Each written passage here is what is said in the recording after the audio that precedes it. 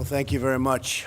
It's a great honor to have everybody and some of the great people in the world of business. Many of you I know, many of you I know from reading all of our wonderful magazines and business magazines in particular. So it's an honor to have you with us today. Bringing manufacturing back to America, creating high-wage jobs was one of our campaign promises and themes, and it resonated with everybody. It was really something what happened. States that hadn't been won in many, many years they came over to our fold. A lot of it had to do with the jobs and other reasons, but jobs. And I'm delivering on everything that we've said. In fact, people are saying they've never seen so much happen in 30 days of a presidency. We've delivered on a lot.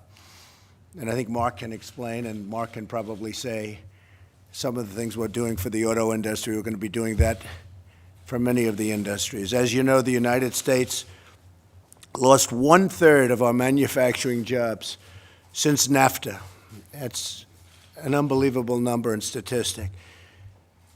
And 70,000 factories closed since China joined the WTO. 70,000 factories. So when I used to give that statistic, I used to talk about it, and I always thought it was a typo. I said, it has to be a typo. I tell Wilbur, that can't be right. 70,000. Think of it, 70,000 factories. So you say, what are we doing? My administration's policies and regulatory reform, tax reform, trade policies will return significant manufacturing jobs to our country. Everything's going to be based on bringing our jobs back, the good jobs, the real jobs. They've left, and they're coming back. They have to come back. You've already seen companies such as Intel, Ford, Mark has been great, GM, Walmart, Amgen, Amazon, Fiat. They came the other day. They're going to make a tremendous investment in the country. Carrier and many others announced significant new investments in the United States. For example, Ford is doing $700 million in Michigan, creating 700 new jobs as a vote of confidence.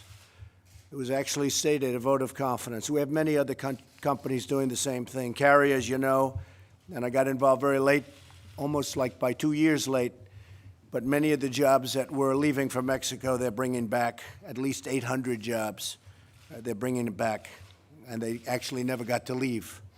I have no idea what they did with the plant in Mexico, but we'll have to ask them because it was largely built. General Motors is investing $1 billion in U.S. plants, adding or keeping 7,000 jobs, and is going to be investing a lot more than that over the next fairly short period. Lockheed Martin they've just announced 1,800 new jobs, and U.S. plants, we're doing a great job, and we started negotiating with them a little bit on the F-35. They've cut their price a little bit. Thank you very much. She's tough, but it worked out well, I think, for everybody. And I think I have to say this, Marilyn, you've gotten a lot of credit because what you did was the right thing, so we appreciate it. You cut a price over $700 million, right? By over $700 million. Do you think Hillary would have asked for $700 million? Oh, boy. I assume you wanted her to win. But you know what? You're going to do great, and you're going to make more planes. It's going to work out the same or better. Walmart announced plans to create 10,000 jobs, and all of those jobs are going to be in the United States. Sprint SoftBank is putting in $50 billion because of our election in the United States over the next 4 years to create 50,000 jobs. They've been terrific, by the way. And we have many others. Many of you are in the room, and you know exactly what I'm talking about. We have many, many other companies, and we're very happy. Today we have 24 CEOs from the largest manufacturing companies in the country and even in the world. They represent, people just in this room, nearly $1 trillion of sales and 2 million employees, large majorities of which are in the United States. They share our commitment to bring manufacturing back and to create jobs in this country, which has been the biggest part of my campaign. I would say the border, big part, military strength, big part, and jobs, big part. I don't want to say which is most important. I guess we always have to say defense is maybe the most important. But many of you take care of our defense. You make great products. Nobody makes the products that we do for military. Nobody. And in fact, a couple of countries who were not allowed to buy from us, I gave them, hello, Jeff. I gave them authorization. You can only buy from us. I want them to buy from us. They were getting planes from other countries because and they're allies, but they're going to be buying from us from now on. And I just want to thank all of my people. My staff has been amazing. Gary, as you know, you all know Gary from Goldman, Gary Cohn, and we're really happy. Just paid $200 million in tax in order to take this job, by the way, which is very much unlike Gary, but he's great. And he'll be criticized by the media because he's getting paid $197,000. They'll say he really wanted that money, which he gave up. I think he gave up. Did you give that up, Gary? I think so, yeah. It was one of those things, but that's right. I want to thank Wilbur has been so fantastic. I've known Wilbur for so long, and he's a great guy, great negotiator, but a very fair negotiator. And he's going to be doing things that the deals we have with other countries are unbelievably bad. We don't have any good deals. In fact, I'm trying to find a country where we actually have a surplus of trade as opposed to everything's a deficit. With Mexico, we have $70 billion in deficits, trade deficits. And it's unsustainable. We're not going to let it happen. Can't let it happen. We're going to have a good relationship with Mexico, I hope. And if we don't, we don't. But we can't let that happen. $70 billion in trade deficits. And that doesn't include the drugs that pour across the border, like water. So we can't let that happen. With China, we have close to a $500 billion trade deficit. So we have to do something. I spoke to the president. I spoke to many people. We're going to work on that very, very hard, and we're going to do things that are the proper things to do. But I actually said to my people, find a country where we actually do well. So far, we haven't found that country. It's just losses with everybody, and we're going to turn that around. I want to thank Jared Kushner, who's been so involved in this, and all of my guys. We have a great team. We have a team of all-stars, and we've really been given credit for that. Right now, Rex, who, as you know, he's in Mexico. I said, that's going to be a tough trip because we have to be treated fairly by Mexico. That's going to be a tough trip. But he's over there with General Kelly, who's been unbelievable at the border. You see what's happening at the border. All of a sudden, for the first time, we're getting gang members out. We're getting drug lords out. We're getting really bad dudes out of this country, and at a rate that nobody's ever seen before. And they're the bad ones. And it's a military operation because what has been allowed to come into our country, when you see gang violence that you've read about like never before and all of the things, much of that is people that are here illegally. And they're rough and they're tough, but they're not tough like our people. So we're getting them out. I thought what we could do is maybe we'll start with Ken on my left, and we'll go around the room and introduce yourselves to the press. Lots of media. One thing, we have lots of media. How are you? That's one that treats me very nicely. One of the few. Hi.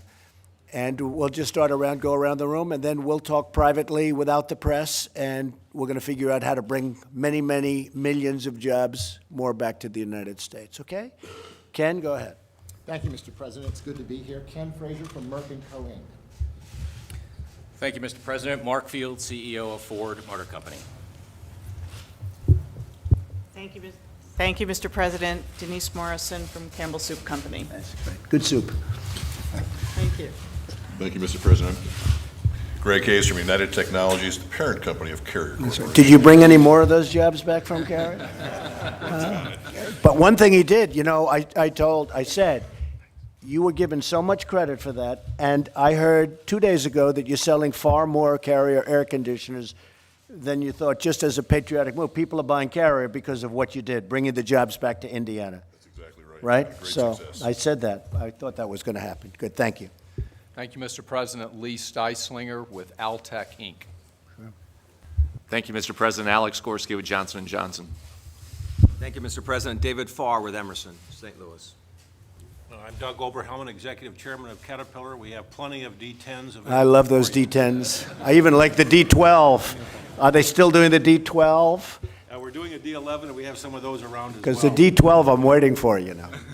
That's going to be bigger than anything ever in history, right? It But would no, be, you yeah. do, there's nothing like what you do. The Caterpillars are the best. Thank you. And when we raise the dollar and we let other people manipulate their currencies, it's the one thing that stops you, Doug, right? It's the Well, one we'll thing. take them on, bring them on. We Right. need help. Technology, no, but we have to give you a level playing field. We need a level. We have to playing let field. other countries give you a level playing field. So what a great company. I love Caterpillar. I've been driving them for a long time. Well, come on and see us, and we'll put you in one. Okay, good. You have it. I might do that soon. Go ahead. Jim Kamsiskis, Dana Incorporated, thank you. Mario Longhi with U.S. Steel, Mr. President. Thank you for the opportunity. And you're going to be doing pipelines now, you know that, We right? have We been put and you will heavy into continue. the pipeline business because many- we approved, as you know, the Keystone Pipeline and Dakota, but they have to buy, meaning steel, so I'll say U.S. Steel, but steel made in this country and pipelines made in this country. 100%, So Mr. President. the We'll be pipe is there. coming from, And by the way, when you come drive trucks come up to Minnesota in our mines, you're going to see Good. them running up there. I'll do it. I'll be out there. Mr. President, thank you. Jeff Pettig, Whirlpool Corporation. Yep, good. Thank you, Mr. President. Marilyn Houston, Lockheed Martin Corporation. I just want to thank you for this opportunity that we've spent this morning in the working groups and the opportunity to talk to you today about generating jobs. We're very excited about the fact that this is one of the first actions that you want to take on. So thank you Good. very Well, much. thank you, and thank you for what we did. Lot 10, we call it. Lot 10, 90 planes. It was 90 planes out of 3,000, but it was not doing so well, and now it's doing great, right? That's right, Mr. President. Okay, And good. we welcome you to Fort Thank Worth you. to see those aircraft on the production line. Good, very Thank good. you. Thank you, Marilyn. Mr. President, good to see you again. Good. Jeff Immelt Hi, from Jeff. GE. Great to be here. Look forward to Right. really working with you on creating more manufacturing. Jeff actually watched me make a hole in one. Can you believe that? This is Should a you tell true that story?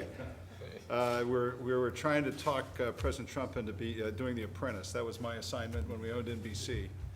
President Trump goes up to a par 3 on his course. He looks at the three of us and says, "You realize, of course, I'm the richest golfer in the world." So that's a comment.